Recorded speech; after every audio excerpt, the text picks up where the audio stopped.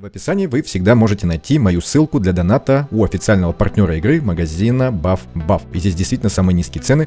Это не реклама, это просто факт. Задонатив через мою ссылку, вы поддерживаете канал. Я вам за это премного благодарен.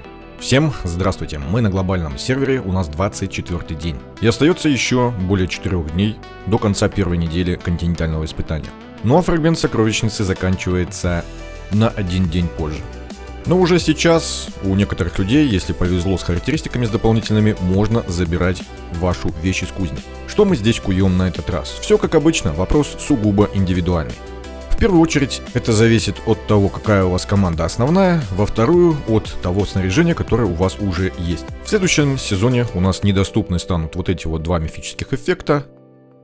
Это значит, что удар из-под тишка остается самым выгодным. Но это мое мнение, и я могу это аргументировать так, что у нас все команды основаны на 10-секундном интервале. То есть, когда у нас происходит наша ротация, и, соответственно, весь урон мы наносим. Соответственно, максимизация урона в этот момент, то есть, когда мы накладываем разлом, и, соответственно, действует вот этот вот эффект, я думаю, что наиболее приоритетно. Поэтому лично для меня удар из-под тишка остается тем эффектом, который я буду выбирать в первую очередь. Ну а что насчет характеристик и слота? То есть это будет нагрудник, либо перчатки. Я считаю, что выбить перчатки у нас заметно сложнее. Плюс ко всему для команд, где основной характеристикой является крит урон, крит шанс и атака, это у нас, допустим, неустрашимые, перчатки являются лучшим вариантом, так как здесь у нас сразу и крит урон на максимум, и целых 5 дополнительных эффектов на атаку процентную мы сможем получить. Но это актуально конкретно для одной команды, я, конечно же, имею в виду неустрашимых, так как они за счет талантов смогут себе добрать и критический шанс, и критический урон. Остальные команды такими возможностями не обладают. Также, если вы делаете перчатки в первую очередь для неустрашимых, здесь, конечно, желательно вместо защиты процентной поставить очки здоровья процентные. Для того, чтобы эти перчатки получше подходили для команды аура, если она у вас не в приоритете, то есть не основная команда, как, допустим, у меня. Для наглядности покажу, да, чтобы было понятно, почему у меня именно так. У меня здесь кукла плюс 4, то есть совсем скоро я сделаю ее уже плюс 5, и это станет моя основная команда. Так как у меня есть Маштур, у меня есть Рита, то есть мне смысла переходить на ауру, делать вещи для нее пока что нету никакого, так как у меня лучница находится в зачаточном состоянии. Если у вас есть проблема с тем, чтобы собрать критический шанс для остальных команд, ну можете здесь вот разбавить дополнительные характеристики, не делать весь упор в атаку, а допустим добавить одну прокачку для шанса критического удара. Это тоже получится очень неплохо. Но в случае с нагрудником вы ставите атаку процентную на основную характеристику, в дополнительный также мы ставим шанс крит удара, но еще и крит урон. При этом, как и в случае здесь с перчатками, можно поставить на крит урон, допустим, 4 срабатывания дополнительных, а на крит шанс 1. Ну и, соответственно, очки здоровья процентные и, допустим, атака. Если же у вас аура это основная команда, то, естественно, вместо атаки мы выбираем очки здоровья процентные, так как у них рост урона от очков здоровья идет сильнее. Ну плюс ко всему выживать будут чуть получше. Если же у вас уже есть отличные какие-то вещи, может быть вам повезло, вещи на удар из-под тишка у вас уже есть и вам она не нужна, то можете рассмотреть проклятие падшей души, вот этот вот эффект для нагрудника либо для перчаток. Но опять же, в зависимости от того, какая у вас основная команда, допустим, у неустрашимых проблем с поддержанием ослаблений нету, так как от Маштура очень много идет ослаблений, так как еще и Рита накладывает, еще и продляет, то есть этот эффект здесь работает у неустрашимых отлично. При этом, допустим, у ауры заметно меньше ослаблений, и такого эффекта поддержать не получится. Но команда ауры обычно состоит из 5 героев одной стихии, то есть сияния, и возможно, что вот этот вот эффект будет получше. При этом лично я до сих пор не проверил вот это вот свойство. Если в команде есть именно 5 бойцов той же стихии. Бойцов! Если это именно так, то есть у нас должны быть 5 ДД в команде без единого героя поддержки. Но это тогда очень плохое свойство дополнительное, да, потому что у нас такое практически не встречается. Но мне кажется, здесь опечатка, потому что, ну, было бы слишком плохо, так как у нас здесь получается 15%, и еще 5 это 20, да, то есть, ну, обычный такой неплохой урон. Имеется в виду прибавка к урону. Ну, а если у нас будет только 15, ну, довольно-таки слабо. учитывая, что здесь заложено 25. Ну а собственно здесь 30 вообще. Ну надо, кстати, заняться этим, то есть сравнить наглядно, и я постараюсь в ближайшее время этим заняться. Ну если так получилось, что у вас основная команда это команда яда, либо другая команда от просвещенности, не знаю, правда какая, у нас тут урон наносит только команда яда пока что. Естественно, да, мы собираем что-то типа вот этого, то есть если в случае с перчаткой, то у нас будет основная атака процентная, соответственно дополнительные мы полностью берем все в просвещенность, то есть плюс 5 делаем конкретно просвещенности. В случае с нагрудником берем просвещенность и на дополнительные 5 прокачек атаки процентной. По мифическим эффектам для команды яда, также я думаю, что лучше всего будет удар из-под тишка, но если он у вас уже есть, то отлично подойдет проклятие падшей души, так как у нас у команды яда этих ослаблений, девать некуда.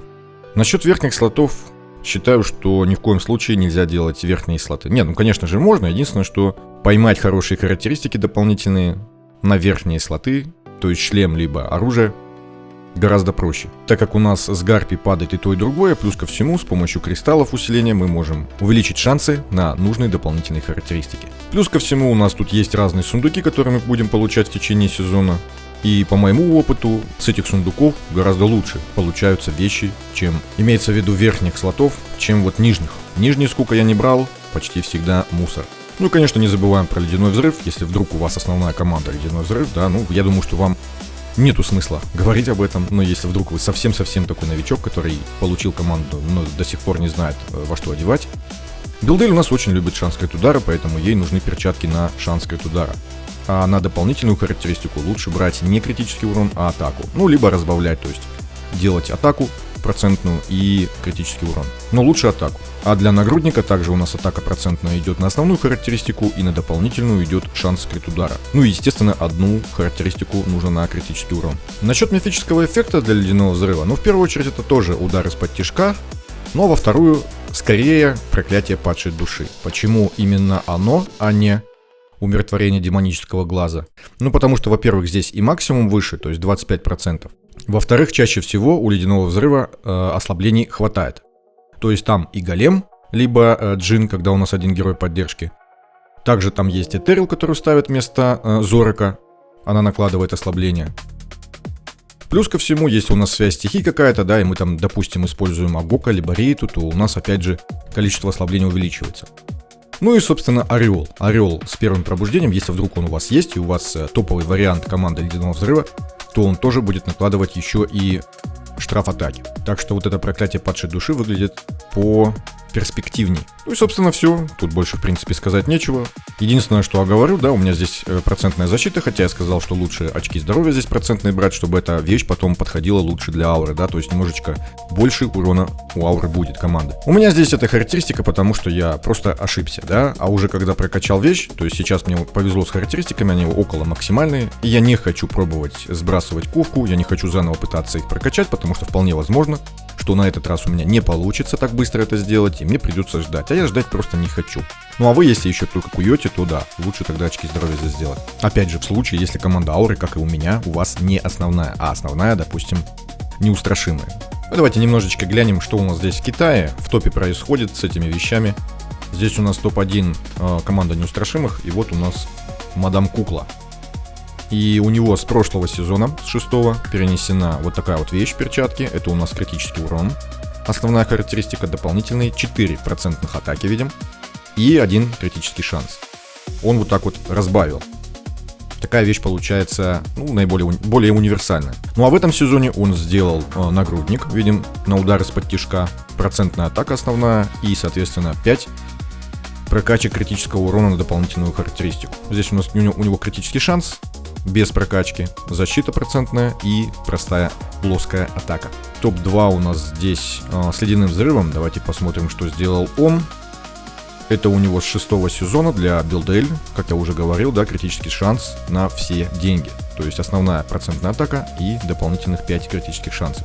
Здесь защита процентная, атака плоская и критический урон. То есть с кузней он здесь, получается, еще ничего не собирал. Здесь больше смотреть нечего, единственное, что вот этого человека посмотрим. У него здесь разъедание, Сицидис плюс 5.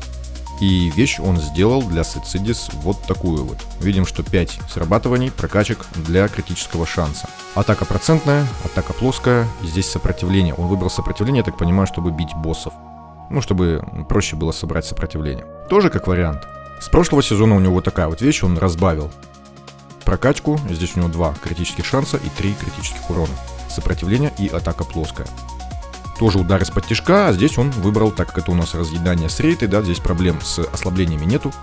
Он выбрал именно вот этот эффект. И тем более, что у него вот этот эффект есть, да, нагрудник, пускай из прошлого сезона. То есть в этом он сделал недостающую вещь перчатки. Он ее передаст в следующий сезон. Нагрудника у него не будет, и он уже там будет делать нагрудник, а перчатки у него будут. Ну и, собственно, все, здесь больше посмотреть нечего. Ну, я напомню, что у нас в следующем сезоне будет новый босс воронки, то есть здесь у нас будет 2 там головы, либо 2 босса, и понадобится 2 команды, поэтому как бы и так проблема, да, со снаряжением. И кое-как тут вещи, вот эти 4 штуки, плюс 1 с кузни, переносим, что-то тут стараемся. А теперь будет в 2 раза больше проблем, потому что у нас будет 2 команды. А на этом все. Всем спасибо за просмотр, всем удачи и всем пока.